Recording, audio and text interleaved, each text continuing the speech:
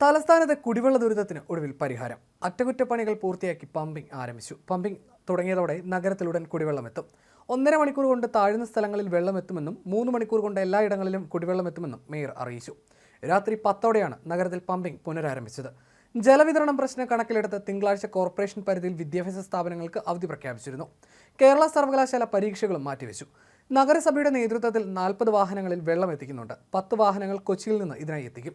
പ്രശ്നം പൂർണ്ണമായി പരിഹരിക്കുന്നതുവരെ 50 വാഹനങ്ങളിൽ കോർപ്പറേഷൻ പരിധിയിൽ ജലവിതരണം ഉണ്ടായിരിക്കുമെന്നും മേയർ വ്യക്തമാക്കി. നഗരത്തിലെ താഴ്ന്ന പ്രദേശങ്ങളിൽ രാത്രി 12 മണിയോടെ ജലവിതരണം പൂർവ്വസ്ഥിതിയിലാകുമെന്നാണ് പ്രതീക്ഷിക്കുന്നത്. ഉയർന്ന പ്രദേശങ്ങളിലും ഐരാണിമുട്ടം ടാങ്കിൽ നിന്ന് വിതരണം നടക്കുന്ന പ്രദേശങ്ങളിലും തിങ്കളാഴ്ച രാവിലെയോടെ ജലവിതരണം പൂർവ്വസ്ഥിതിയിലാകുമെന്നും ജല അതോറിറ്റി അറിയിച്ചു. ഞായറാഴ്ച പുലർച്ചെയോടെ കുടിവെള്ള വിതരണം പുനഃസ്ഥാപിക്കാനാകുമെന്നായിരുന്നു ശനിയാഴ്ച നടന്ന ഉദ്യോഗസ്ഥതല യോഗത്തിനു ശേഷം മന്ത്രി വി ശിവൻകുട്ടി പറഞ്ഞത്. എന്നാൽ ജനങ്ങൾക്ക് വെള്ളം കിട്ടിയില്ല. ഉച്ചയോടെ ജലവിഭവ മന്ത്രി റോഷി അഗസ്റ്റിൻ പണി നടക്കുന്ന മേഖലകളിലെത്തി പുരോഗതി വിലയിരുത്തി. വൈകിട്ട് 4ഓടെ പമ്പിംഗ് ആരംഭിക്കുമെന്ന് അറിയിച്ചു. എന്നാൽ 2 മന്ത്രിമാരുടെയും വാക്കുകൾ പാഴ്വാക്കായി. ഇതിനിടെ കുടിവെള്ള പ്രതിസന്ധി നിലനിൽക്കുന്നതിനിടെ ഫേസ്ബുക്ക് പ്രൊഫൈൽ ചിത്രം മാറ്റിയ കളക്ടറുടെ കമന്റ് ബോക്സിൽ പൊങ്കാലയുമായി ജനങ്ങളെത്തി. 4 ദിവസമായി വെള്ളമില്ലാത്തതിനാൽ ജനങ്ങളുടെ പരാതികളായിരുന്നു കമന്റ് രൂപത്തിൽ വന്നത്.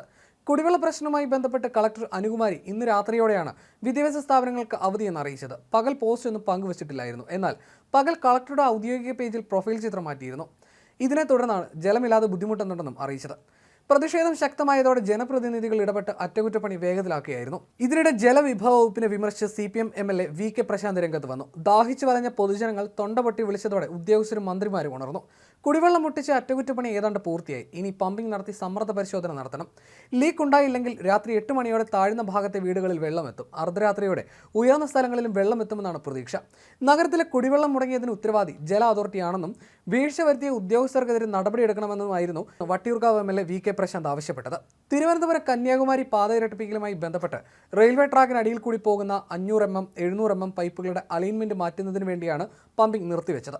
CAT റോഡിലും കുഞ്ചാലമൂട്ടിലും ശുദ്ധജല വിതരണ പൈപ്പിന്റെ അലൈൻമെന്റ് മാറ്റുന്ന പ്രവൃത്തി ഇന്നലെ ഉച്ചയോടെ പൂർത്തിയാക്കി. പമ്പിംഗ് പുനരാരംഭിച്ചപ്പോൾ ചോർച്ച കണ്ടതിനെ തുടർന്നായിരുന്നു ലൈനിൽ വീണ്ടും അറ്റകുറ്റപ്പണി നടത്തിയത്. സാങ്കേതികമായ തടസ്സങ്ങൾ മൂലമാണ് വൈകലെന്നും 40 മണിക്കൂറോളം അധികമായി ചെലവഴിക്കേണ്ടി വന്നതിനാലാണ് 2 ദിവസം അധികം കുടിവെള്ളം മുടങ്ങിയതെന്നുമായിരുന്നു സംഭവത്തിൽ മന്ത്രി റോഷി അഗസ്റ്റിന്റെ വിശദീകരണം. അതേസമയം കുടിവെള്ള പ്രതിസന്ധിയിൽ വിമർശനമായി പ്രതിപക്ഷ നേതാവ് VD സതീശൻ രംഗത്ത് വന്നിരുന്നു. 45 വാർഡുകളിൽ കുടിവെള്ളം കിട്ടാതായിട്ട് 4 ദിവസമായെന്നും കുറ്റകരമായ അനാസ്ഥയാണ് സർക്കാരിന്റെ ഭാഗത്തു നിന്നുണ്ടായതെന്നും സതീശൻ കുറ്റപ്പെടുത്തി. ഇന്ന് വൈകുന്നേരം 4 മണിക്ക് പമ്പിംഗ് ആരംഭിക്കാൻ കഴിയുമെന്ന മന്ത്രിയുടെ വാക്ക് പാഴായി. എപ്പോൾ പമ്പിംഗ് ആരംഭിക്കാൻ കഴിയുമെന്നതിൽ ഒരു വ്യക്തതയില്ലെന്നും സതീശൻ നേരത്തെ പ്രതികരിച്ചിരുന്നു. ടാങ്കറിൽ കൊണ്ടുവരുന്ന ജലം ഒന്നിനും തികയുന്നില്ല. അതുതന്നെ പലർക്കും ലഭിക്കുന്നുമില്ല.